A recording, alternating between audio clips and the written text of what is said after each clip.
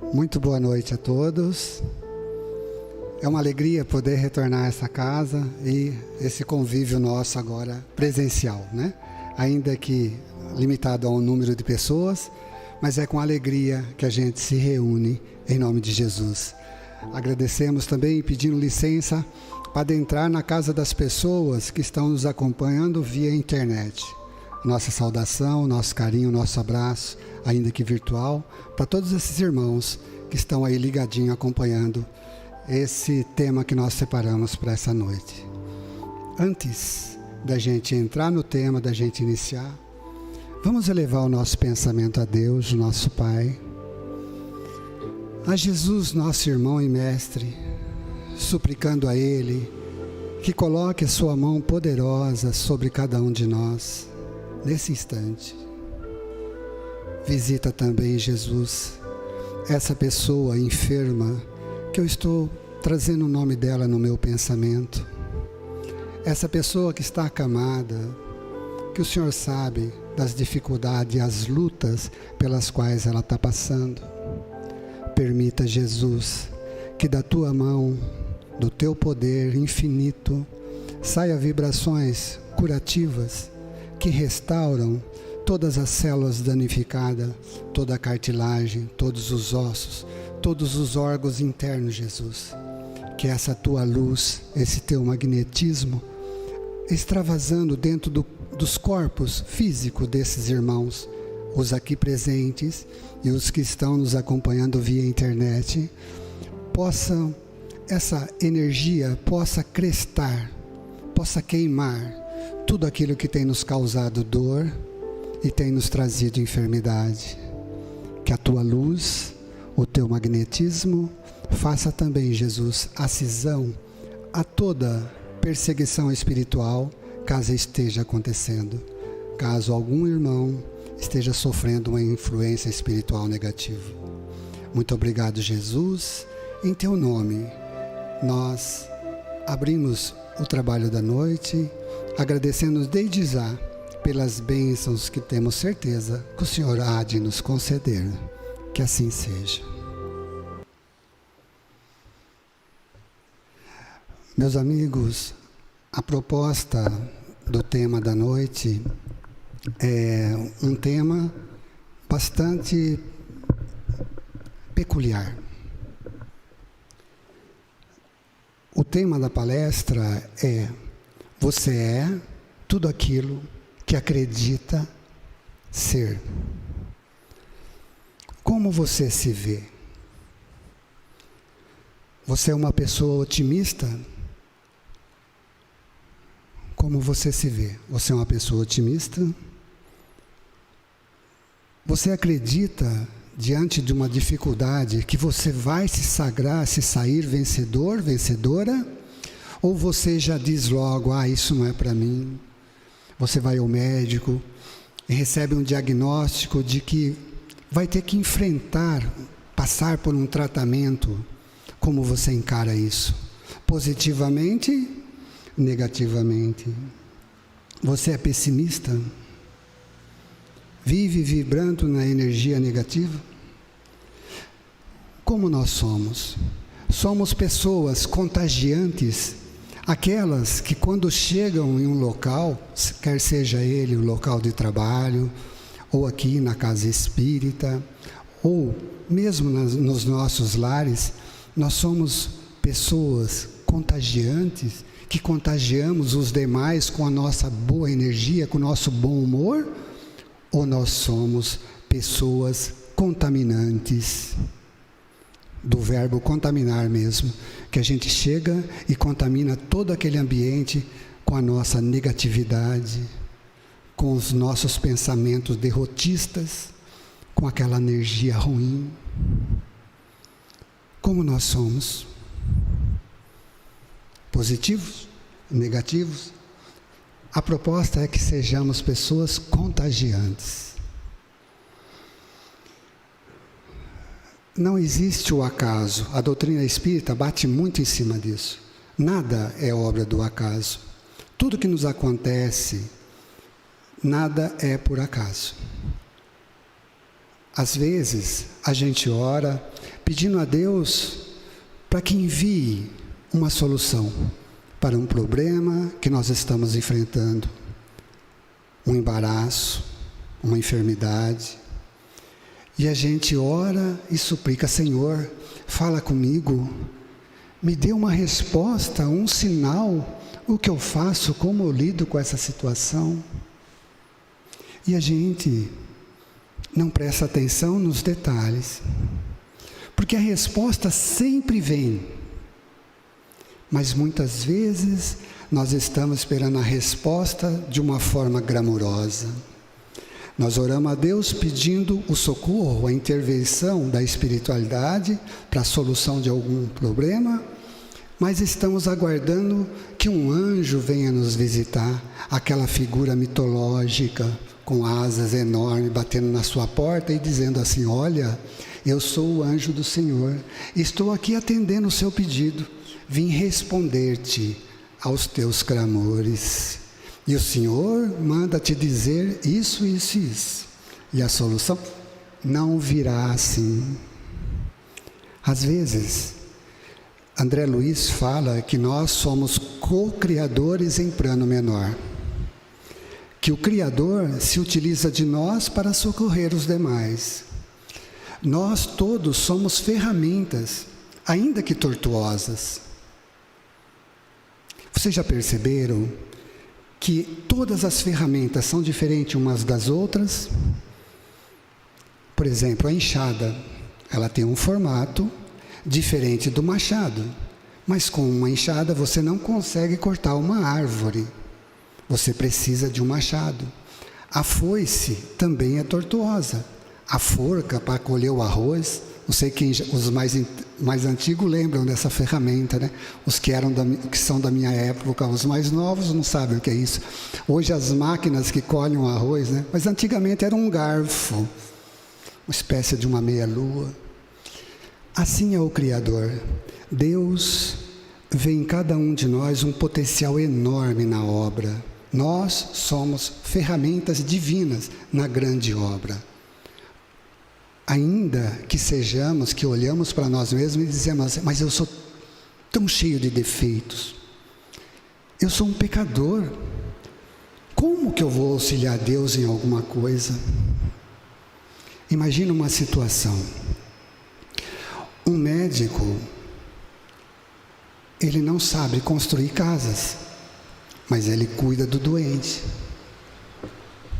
O médico precisa de um pedreiro para que faça a casa dele.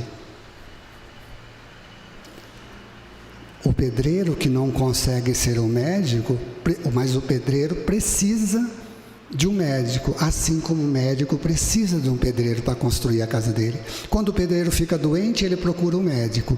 E quando o médico precisa construir o seu lar, a sua residência, ele precisa de um pedreiro. Todos somos importantes. Muitas vezes, quando você ora, pedindo a Deus a solução, a resposta, e ela vem, às vezes, numa mensagem que você recebe de um amigo encaminhada via WhatsApp. Hoje tem essa facilidade, né? Às vezes você abre o WhatsApp e foi dormir pedindo a solução, e você abre e está lá, aquela mensagem, fala: mas puxa, eu dormi pensando nisso, e aquilo não é a obra do acaso, não é. Às vezes você recebe um folhetinho na rua ou no centro espírita. Quando chega na nossa casa, a gente entrega umas orações que a gente tem lá. É aleatória, todas são diferentes uma das outras. E a pessoa lê e diz: nossa, isso falou comigo. Não é obra do acaso. E às vezes, um recorte de jornal, como é a história que eu vou contar daqui a pouco, uma história, um recorte do jornal que o vento, entre aspas, trouxe até uma pessoa, modificou toda uma vida. Então não existe obra do acaso. O tema da palestra, como eu disse, você é tudo aquilo que acredita que pode ser. Então que pensemos em nós com potencial gigantesco. Jesus nos disse lá em capítulo 17, versículo 20, ele nos diz a seguinte frase: Eu asseguro que se vocês tiverem fé, do tamanho de um grão de mostarda, poderão dizer a este monte: passa-te daqui para lá, e ele irá. Nada lhe será impossível, se tiverdes fé. Se você acreditar. O tema da palestra é: você é tudo aquilo que você acredita que pode ser. Jesus está dizendo, se você tiver fé, do tamanho de um grão de mostarda, dizer para esse monte: passa-te daqui para lá, ele vai. É claro que essa montanha não é uma rocha. Jesus não estava se referindo a uma rocha. Jesus estava se referindo à montanha de dificuldades nossas, dos nossos problemas. E lá em João capítulo 14, versículo 12, Jesus disse: tudo que eu faço, vós também podereis fazer, e muito mais. Olha, quando Pedro chega para ele e diz: Senhor, o Senhor operou maravilhas. Hoje o Senhor fez um paralítico levantar e andar com a maca debaixo do braço. No entanto, o Senhor está chorando, né? E Jesus vai contar ali, segundo a psicografia de irmão X, que aquele homem, enquanto ele estava paralítico, né, tetraplégico naquela maca, ele estava protegido. A partir do momento que Jesus cura-o, ele se levanta, vai até a taberna, ele bebe, se envolve numa briga e morre naquela noite. Jesus sabia que ele ia morrer aquela noite, mas ele foi trazido na presença de Jesus, porque os homens queriam que Jesus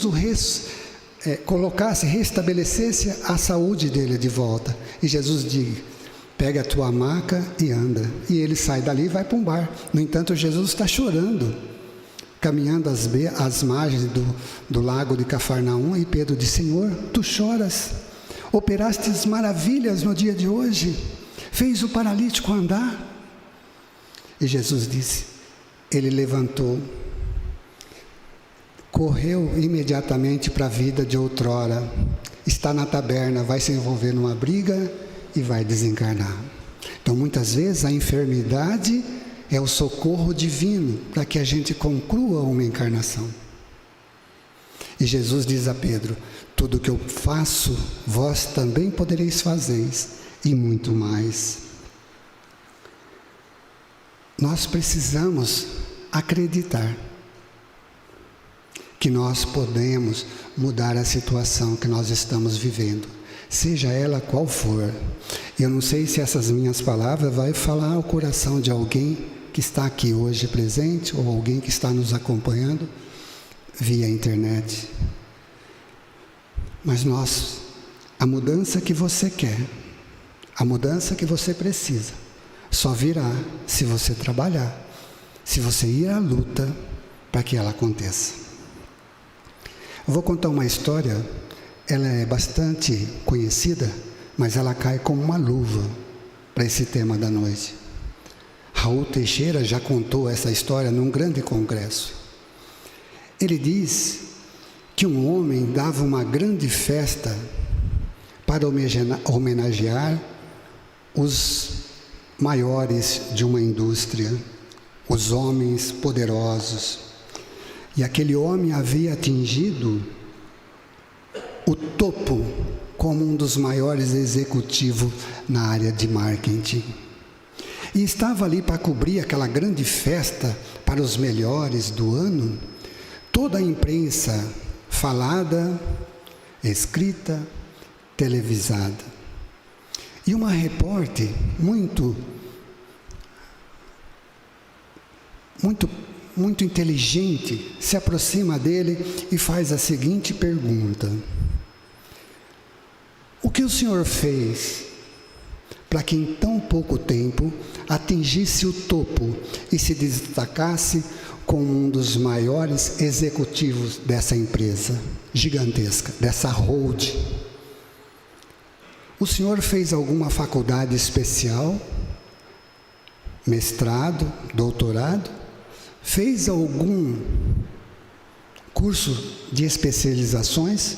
Por favor, conte-nos como o senhor atingiu o topo. E ele disse: não, Eu não fiz nenhuma faculdade, tampouco mestrado ou doutorado, muito menos um curso de especializações. E ele continua: há 10 anos, aqui mesmo nessa cidade, eu era um mendigo e eu vivia sob o viaduto. Eu não tinha um lar, eu não tinha um trabalho, eu não tinha amigos, eu não tinha família e eu passava fome. Dependia da ajuda das pessoas. Vivia eu debaixo do viaduto, segurando um cartaz. Eu não tinha um sorriso no meu rosto. Segurava um cartaz, implorando pela ajuda das pessoas que por ali passavam. No cartaz havia escrito os seguintes dizeres: ajudem-me, pelo amor de Deus. Eu sou um mendigo muito infeliz. Necessito da vossa misericórdia, pois eu não tenho a quem recorrer. Eu era um mendigo muito infeliz. E então, vivia, dia comia, quando alguém me doava alguma moeda, comprava alguma coisa, comia, outros dias dormia com fome, e assim era a minha vida. Certo dia, olha o recorte de jornal, certo dia, o vento me trouxe uma página de jornal rasgada, e aquela frase se enroscou no meu papelão, que eu segurava, e eu tive a curiosidade de ler o que estava escrito. Tratava-se de uma doutrina que até então eu desconhecia, da neurolinguística, e a frase que impactou o meu pensamento naquele instante: você é tudo aquilo que acredita que pode ser. Eu olhei para o meu cartaz, estava escrito que eu era um mendigo infeliz. Contrastava com a frase que eu acabara de ler no jornal: você é tudo aquilo que acredita que pode ser. Naquela noite, ele continuou contando para a repórter, eu não dormi. Passei a noite meditando naquela frase. Na manhã seguinte, tomei uma decisão. Vou mudar a minha forma de pensar e de me ver. Joguei aquele papelão com aqueles dizeres de mendigo infeliz fora e escrevi uma outra frase: eu sou um mendigo muito feliz. Coloquei um sorriso largo no rosto e a todos os carros e transeuntes que por ali passavam, eu apresentava a minha placa. Com um sorriso no rosto: eu sou um mendigo muito feliz. Necessito da sua ajuda para continuar tendo êxito. Se você puder me ajudar com qualquer valor, será muito bem-vindo. Que Deus lhe abençoe. E ele estendia aquela placa para todos. Certo dia, parou do outro lado da rua um carro muito luxuoso. E então, desceu um homem que leu aquela frase, olhou várias vezes, se dirigiu até mim e disse: rapaz, quem escreveu essa frase? Ele disse: eu mesmo, Senhor. Como você se sente? Aquele homem todo engravatado, bem vestido, perguntou para ele: como você se sente? Eu me sinto como um mendigo muito feliz. E o homem ficou intrigado com as respostas e disse a ele: pois saiba que você é um excelente instrumento de marketing. Você tem ideal. Eu tenho uma empresa aqui na cidade e eu estou cansado desses estereótipos de recém-formados de faculdade que sempre saem com as mesmas ideias de marketing. Preciso de alguém visionário. Preciso de alguém que seja ousado e vejo em você um potencial enorme para a linha do marketing. Aceita trabalhar para mim? Ele era mendigo, mas não era bobo. Ele disse: quanto o senhor vai me pagar? Olha, oferecer-te-ei um bom salário. Se continuardes tendo excelentes ideias de marketing, darei também a você participações nos lucros. Tenho certeza que você vai ganhar muito dinheiro.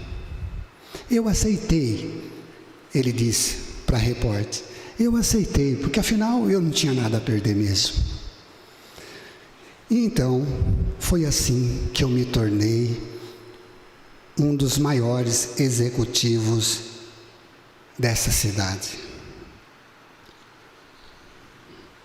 A repórter olhou para ele com um olhar de sarcasmo assim no rosto, e ela disse: o senhor acha mesmo que eu vá acreditar que a sua vida mudou por causa de uma frase?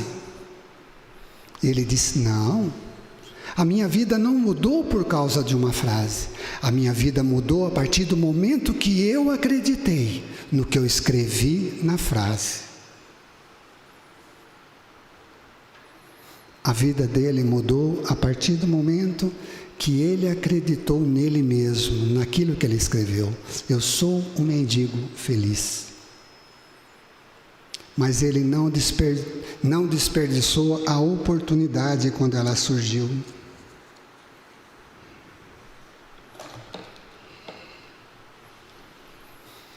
E nós, quando surge uma oportunidade, será que a gente aceita, a gente encara, ou a gente tem medo, muitas vezes foge, né? Refuga? Então não é de estranhar que a maioria de nós sempre acredita no nosso fracasso. Ah, isso não é para mim, eu não vou conseguir. A história que esse rapaz acabou de contar, desse moço aí que era um mendigo, esse cara é um sortudo, isso acontece 1 em 1 milhão. Outros vão dizer assim: eu sou um pobre miserável, a minha família não tinha posses, eu não pude estudar, eu não tenho uma formação acadêmica, não fiz faculdade, por isso eu levo uma vida assim sofrida. O Criador dá a todos oportunidades iguais. De que vale um diploma para um médico se ele ficar somente numa parede, se ele não aparecer no consultório? Mais importante do que o estudo, mas é colocar em prática o trabalho. Não basta estudar, não basta ter o diploma, mas o Criador dá oportunidades a todos. Uns vencem através da formação acadêmica, mas muitos vencem pelo trabalho, mesmo sem ter uma formação, uma faculdade. Vocês lembram da parábola do semeador? Isso não está no contexto, mas me veio na cabeça. A gente começa a fazer a palestra e vem inspirações. A parábola do semeador nos fala que o semeador saiu a semear e ele joga sementes, primeiro no chão duro, à beira do caminho. Depois ele joga... Quem é o solo? O solo da parábola somos nós. Então primeiro ele joga a semente para aqueles que estão à margem do caminho. Depois ele joga a semente entre as espinheiras. Depois ele joga a semente em solo pedregoso, onde não havia muita terra. E por fim ele joga a semente em terra boa. Perante a Deus, são iguais todos os homens? Kardec fez essa pergunta. Perante a Deus, são iguais todos os homens? Sim. Dá oportunidades a todos iguais. Perante a Deus, joga para a parábola, são iguais todos os solos? Sim, são iguais. O semeador saiu a semear, ele não escolheu, vou semear só no sítio do Jorge, porque lá a terra é fértil, o Jorge é um servo meu, muito bom. Eu amo o Jorge pelo trabalho que ele faz no Centro Espírita, Fé e Caridade de São Manuel, então eu vou semear só lá. Não, o semeador saiu a semear aleatoriamente. Deus dá oportunidades iguais para todos nós.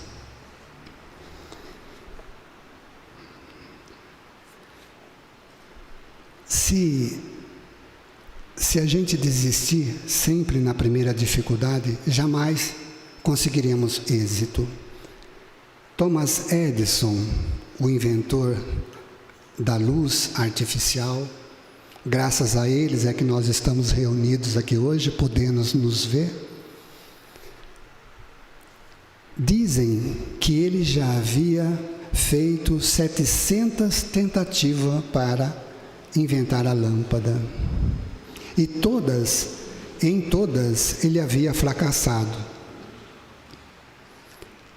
E então, ele diz assim para o seu ajudante: vamos tentar novamente.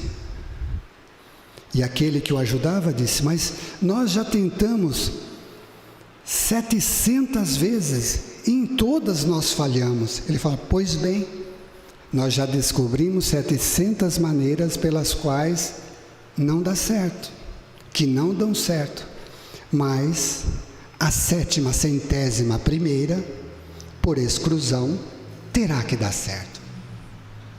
700 tentativas para que nós tivéssemos hoje a luz. Thomas Edison registrou quase 1000 inventos, mas ele é mundialmente conhecido por ter inventado a lâmpada. Na sua 700ª tentativa, ele fez vácuo dentro da lâmpada e o filamento se incandesceu, e daí temos a luz. Nós não podemos desistir no primeiro não. Não podemos desistir na primeira dificuldade, no primeiro embaraço. Nós somos aquilo que nós acreditamos ser. Não perca a esperança, mesmo quando o médico diz: olha, a situação é gravíssima. Porque se você se entregar, acabou. Se você se entregar, fecha mesmo a tampa do caixão.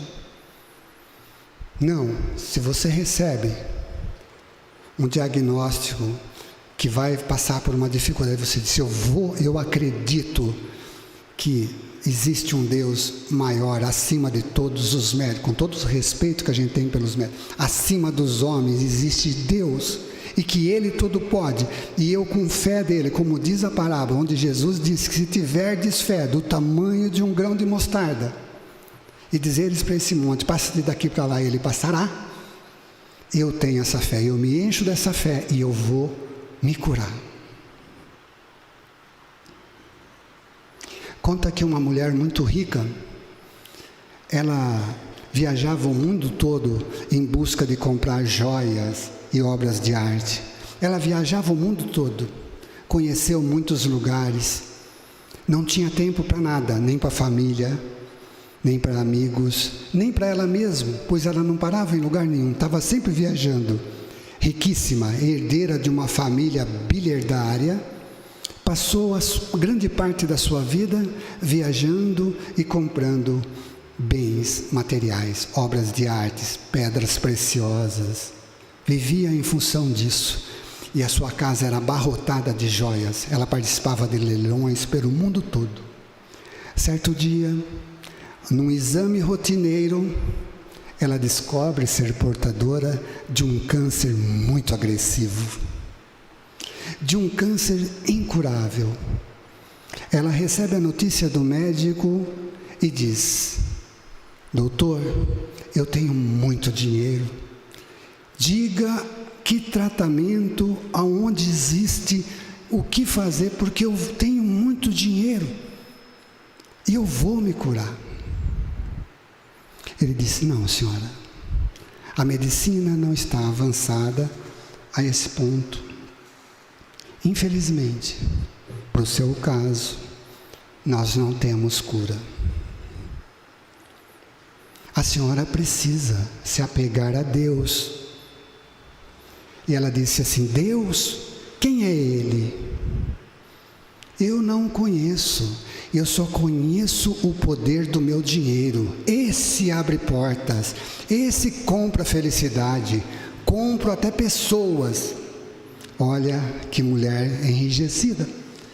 Compra pessoas e eu posso comprar a cura. Pegou os exames, saiu toda esbaforida e foi em outros médicos em busca de comprar a cura para si mesma. Em todos os lugares onde ela chegava, a resposta era a mesma: incurável. Chegou um dia que ela olha para todos aqueles bens e ela disse assim, ela vê aquela conta, aquele dinheiro todo, todas aquelas pedras e aqueles quadros, aquelas obras de arte, e ela diz assim: daria tudo isso em troca do meu bem-estar físico e psicológico. Daria tudo o que eu tenho em troca do meu bem-estar físico e psicológico. Quantos de nós, aqui hoje presente, e os irmãos que estão nos acompanhando via internet, somos escravos? Nós vivemos abençoados pela saúde, mas somos escravos desse desejo de possuir coisas, de querer ter mais e mais coisas. O apóstolo Paulo nos dá um excelente ensinamento a esse respeito. E ele nos diz assim, ele diz que ele era muito feliz na abastança e na necessidade, na alegria e na tristeza, na saúde e na enfermidade. O apóstolo Paulo, que outrora era Saulo de Tarso, que teve aquele encontro com Jesus, nos dá ensinamento. Na abastança e na necessidade, na saúde e na doença, na alegria e na tristeza, que ele era feliz.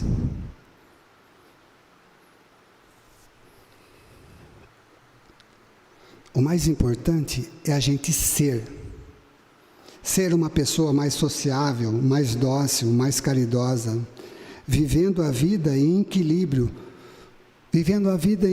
conosco mesmo, entre aquilo que a gente tem e aquilo que a gente acha que nos faz falta.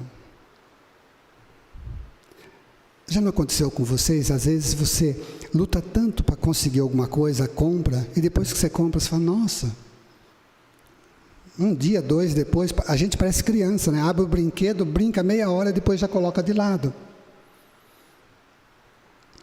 A felicidade não está no ter coisas materiais, mas sim em sermos. E este ser não é em sermos melhores pessoas, mas esse ser melhor pessoa não é ser melhor que o meu irmão. Nós não estamos aqui competindo com ninguém. É ser melhor hoje do que eu fora ontem. É ser melhor que eu mesmo. É essa luta. Como Jesus disse, é necessário que morra o homem velho para que o homem novo renasça. A proposta é ser melhor que nós mesmos, hoje, amanhã e depois, mas contra nós, não disputando com ninguém. Tudo que você quer, você pode. É tema de um livrinho de uma escritora do sul do Brasil, Ieda Lerner. E ela diz: tudo que você quer, você pode. Não é espírita, tá? Mas não estou aqui divulgando o livro, não é nada disso. É um livro muito bom, mas essa frase dela é bastante impactante. Foi muito interessante ler esse livro. Tudo que você quer, você pode. No Livro dos Espíritos, contrastando com essa frase, na questão 909 do Livro dos Espíritos, Kardec faz a seguinte pergunta. Só um minuto. Poderia sempre o homem pelos seus próprios esforços, vencer as suas más inclinações? Olha, poderia sempre o homem, pelos seus próprios esforços, vencer as suas más inclinações? Sim, responderam os espíritos, e frequentemente fazendo esforços muito insignificantes. O que lhes falta é vontade. Ah, quão poucos dentre vós fazem esforços. Os espíritos nos dizem que nos falta vontade. Na boca de um preguiçoso, de um ocioso, todo vencedor é um sortudo. Você já reparou nisso? A pessoa fala assim, mas o fulano de tal é um sortudo. Tudo para ele dá certo, mas não vê o sacrifício que aquela pessoa faz para conseguir. E o preguiçoso é uma pessoa que não trabalha. No fundo, ele dá trabalho, né? Ele não só não trabalha, como dá trabalho. Ele acha que todo aquele que progrediu, prosperou, é um sortudo. E ele diz isso para justificar a ociosidade dele, a sua preguiça, né? Madre Teresa de Calcutá, ela disse que na vida não existe castigo e nem recompensas, mas consequências dos nossos atos. Não existe castigo e nem recompensa, apenas consequência. Ou seja, plantou, colhe.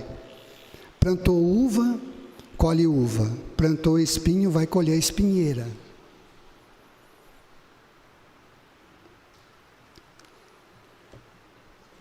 Ainda, seguindo o mesmo raciocínio, Jesus nos disse que a cada um seria dado segundo as nossas obras.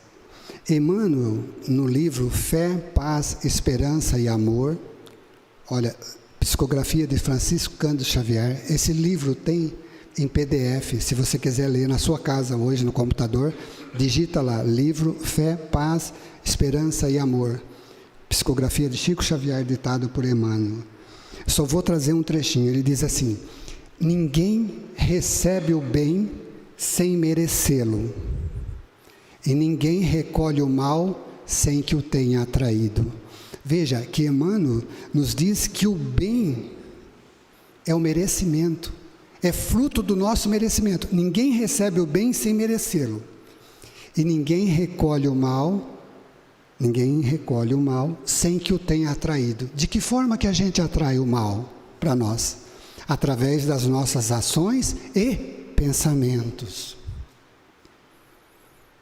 Não existe castigo e nem recompensa, vem Madre Teresa de Calcutá. E Emmanuel vem e nos dá essa. Ninguém recebe o bem sem merecer, que o bem é merecimento. A prosperidade que tantos desejam é fruto de um trabalho árduo, exaustivo, contínuo. Não existe prosperação, ninguém vai prosperar levando uma vida ociosa. É através do trabalho. O bem é uma atração. E o mal, né? O mal é uma atração. A gente atrai o mal de acordo com os nossos atos. Eu tenho 5 minutos ainda. Eu poderia ir até as 20h45. Vou ser rapidinho, que eu queria contar essa história para a gente fechar. Todos nós sempre podemos fazer algo mais. Guardem isso na cabeça. Todos nós, se quisermos, podemos sempre fazer algo mais. Uma mãe, desesperada, num leito de hospital, ali que acompanhava o seu filhinho, já ouviu dos médicos que o filho dela tinha apenas mais aquele dia de vida no máximo. O menino sofria de leucemia, tinha 6 anos. Ela, numa atitude desesperada, pega o telefone e liga para os bombeiros. Quem atende é o comandante da corporação. E ela diz, comandante, o meu filho está morrendo. Ele tem apenas 6 anos. E o sonho dele sempre foi ser bombeiro. Impossível agora. Mas todas as festinhas de aniversário, ele se caracterizava de bombeiro. Os seus carrinhos eram todos miniaturas de carros de bombeiro. Ele está morrendo. O Senhor, por misericórdia, não poderia vir aqui fazer uma visita a ele? Com certeza, iria dar uns minutos de felicidade para o meu filhinho. E o comandante do outro lado disse: senhora, mas eu posso fazer muito mais. Eu posso ir até aí, visitá-lo e convidá-lo para a formatura dos bombeiros mirins, que será daqui a 10 dias. O senhor faria isso para o meu filhinho, comandante? Sim. Quando o senhor poderia vir aqui? Hoje mesmo, senhora. O senhor faria isso? Senhora, eu posso fazer muito mais. O que mais o senhor poderia fazer? Se a senhora pedir autorização para a diretoria do hospital, iremos com o carro dos bombeiros, com a sirene aberta. Diga-nos qual é o quarto que ele se encontra. Segundo andar, 212, comandante. Segundo andar, iremos com a escada Magiros, acoplaremos a escada na janela do quarto. Faremos uma entrada triunfal e iremos convidá-lo a participar da formatura dos bombeiros mirins daqui a 10 dias. Comandante, o meu filho só tem o dia de hoje. Senhora, estamos indo para aí. O senhor virá? Sim. Enquanto desliga o telefone, ela ouve o som de carros de bombeiro. O menino acorda. Mamãe, está acontecendo um incêndio. Não, filho, são os bombeiros. Eles estão vindo para te visitar. Você gosta tanto. E eles estão vindo aqui para lhe visitar. E o menino olha pela janela, no instante em que vê uma escada se acoplando na janela, e aquela aparecer daquele homem vestido com aquela indumentária peculiar dos bombeiros, capacete, roupa, machado na mão, abre a janela, entra o comandante e mais 8 homens junto da corporação e diz assim: aonde está o candidato a bombeiro mirim que vai fazer o curso conosco daqui a 10 dias? E a mãe diz: está ali, comandante, é o meu filhinho. Ele se enche de energia, aquele corpinho frágil, consegue flexionar a sua espinha e senta na cama. Sorriso largo no rosto, e o comandante diz a ele: rapaz, estará conosco daqui a 10 dias na formatura? E ele diz: eu estou muito cansado, não sei. Mas, retruca o comandante, mas como? Você nem começou a trabalhar ainda e já está cansado? Já está pensando em descansar na aposentadoria? Que isso? Viremos em 10 dias buscar-te para participar da formatura dos bombeiros mirins. E eles saem todos da mesma maneira que chegaram. 10 dias depois, uma ambulância, o menino, contrariando toda a expectativa da medicina. 10 dias depois, o menino continuava vivo. E a ambulância do corpo do bombeiro chega ao hospital para levar o menino para participar. Dão a ele botas, uma roupa de bombeiro, um pequeno machado que ele segurou, fez fotos com os bombeiros, junto naquela corporação. Teve um dia exaustivo, no final do dia ele estava muito cansado. É levado de volta para continuar o seu tratamento no hospital. 3 semanas depois da sua formatura, a mãe liga novamente para o comandante. Comandante, eu queria lhe agradecer por tudo que o senhor fez para o meu filhinho. Nesse instante, ele está morrendo, mas eu estou muito feliz por tudo que o senhor fez. Senhora, se um bombeiro está morrendo, nós da corporação iremos aí. levarei o meu corneteiro, para que no instante derradeiro, no momento em que a respiração dele cessar, em que seu coração parar de pulsar, toquemos a melodia do silêncio, que é tocada para todos os soldados que morrem em combate. Mas capitão, sim, ele foi um combatente, combateu a leucemia de frente. O senhor faria isso como... Senhora, eu posso fazer isso e muito mais. Estamos indo para aí agora. Minutos depois, entra o comandante e junto o soldado com a corneta na mão. Aquele corpinho frágil já não respondia mais aos chamados. Em poucos instantes, o seu corpo silenciou. O comandante abraça sua mãezinha. O soldado com a corneta começa a tocar a melodia do silêncio. E todo o hospital parou. E tudo isso, essa história é verídica, e tudo isso aconteceu porque o comandante fez um pouco mais. Ele foi além do que ele poderia. Se nós quisermos, a gente sempre pode fazer algo mais. Mas se nós não quisermos, nem o pouco que a gente pode fazer, a gente consegue fazer. Que essas histórias, que esse nosso encontro essa noite, possa encher os nossos corações de energia, que a gente possa tirar o lado bom dessas histórias, que é um misto de tristeza, mas pensem vocês, aquela criança que ia morrer naquele dia, que o médico tinha dado 4 horas de vida, viveu por mais 45 dias. Tudo porque o comandante disse e fez um pouco mais. Que possamos levar conosco essa frase que nós trouxemos aqui para trabalhar. Você é aquilo que você acredita que pode ser. E todos nós podemos fazer algo mais.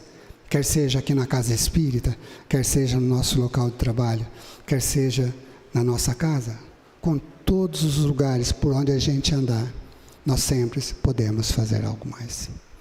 Chamo aqui para fazer a prece final e agradeço a presença de vocês aqui e aos irmãos que nos acompanharam até agora. Muito obrigado e boa noite.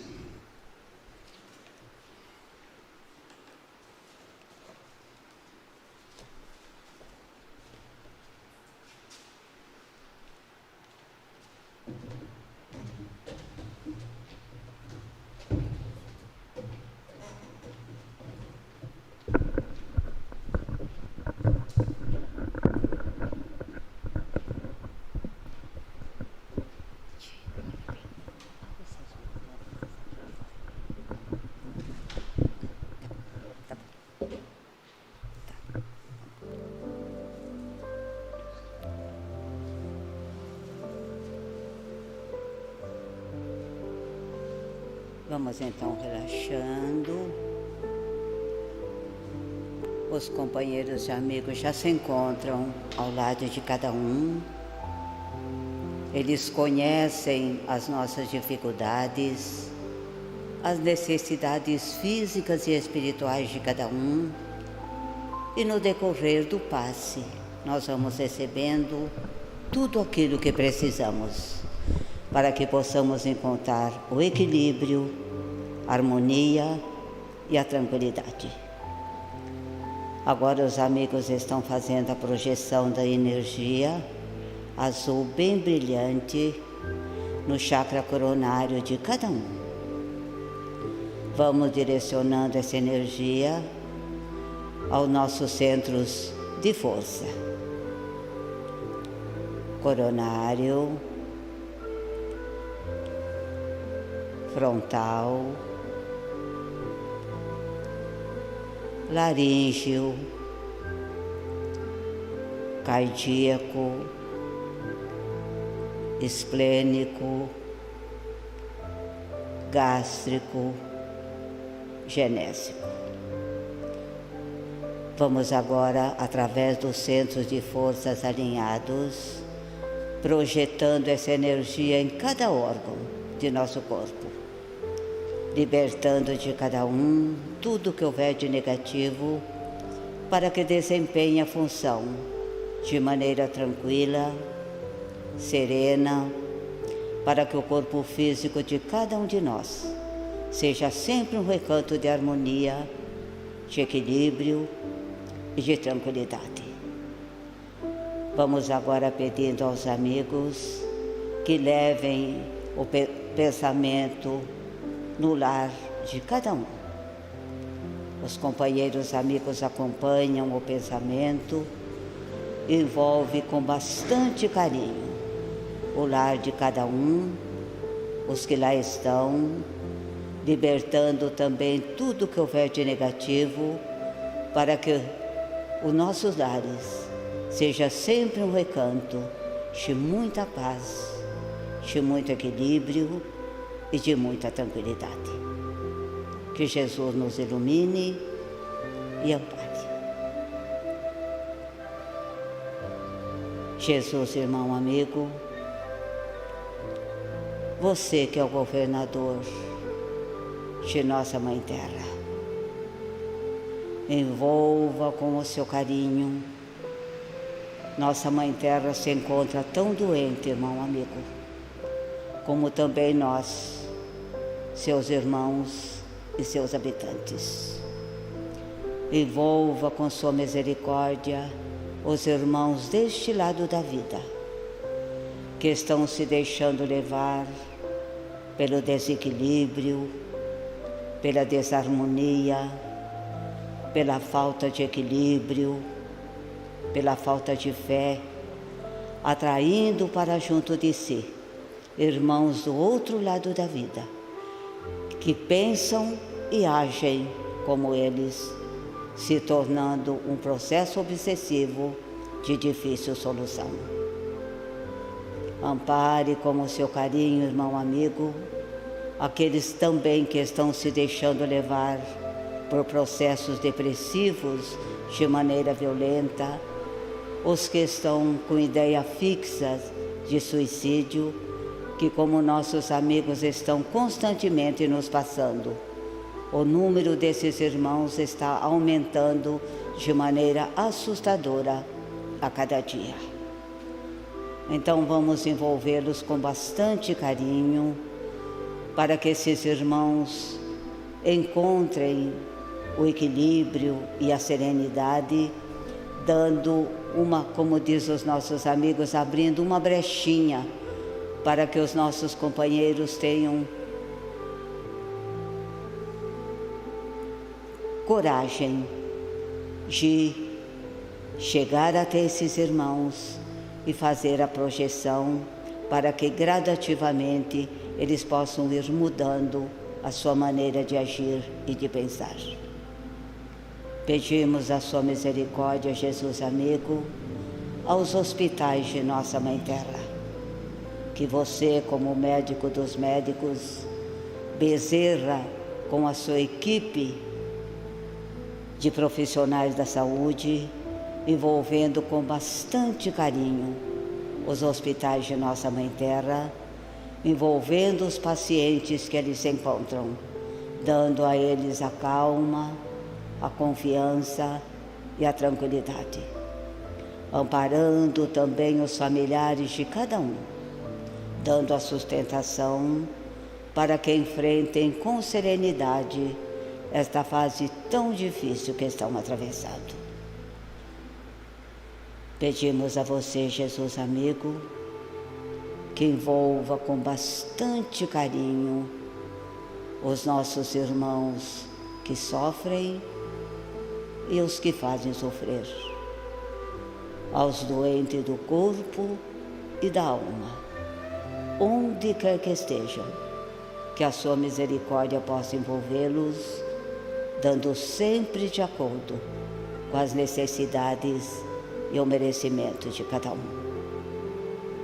Pai de infinita misericórdia, nós estamos te agradecendo por tudo que temos, por aquilo que somos, pela oportunidade de trabalho, pela casa que nos acolhe, por todas as tarefas, por todos nós tarefeiros dos dois lados da vida, para que juntos haveremos de fazer dessa casa um facho de luz tão brilhante que poderá ser visto pelos nossos irmãos que se encontram momentaneamente mais necessitados do que nós.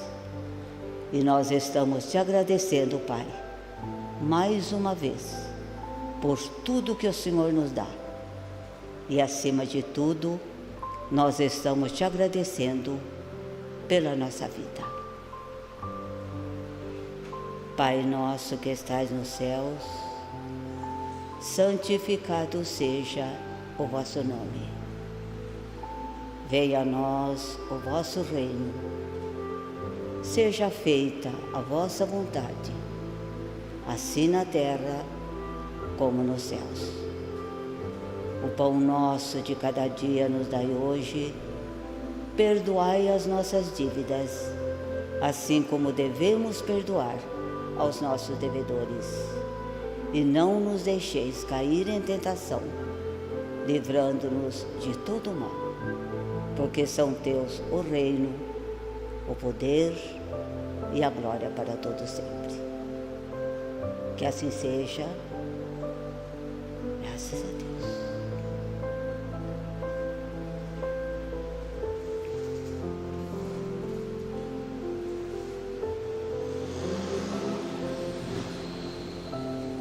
Tenham todos uma boa noite.